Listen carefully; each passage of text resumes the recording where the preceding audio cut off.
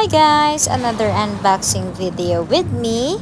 I purchased 3 shoes. Yes, tatlong sapatos talaga yung na-purchase ko. So, let's take a look if okay ba yung napili natin. I just ordered them in Shopee.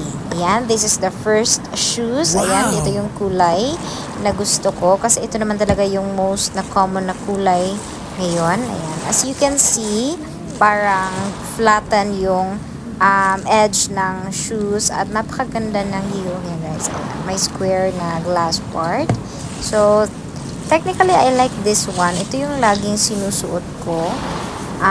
Especially pag nasa office ako. So, it's good for me. Yeah, thumbs up for this one. So, let's proceed to our second box, which is the second shoes. Yes. This one is color white.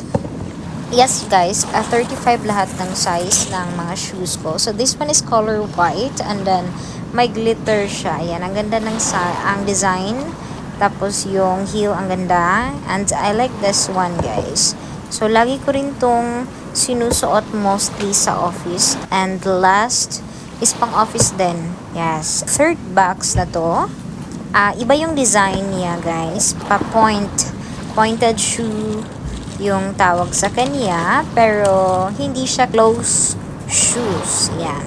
Okay, so maganda yung heels niya guys. May design na parang moon and I like the color.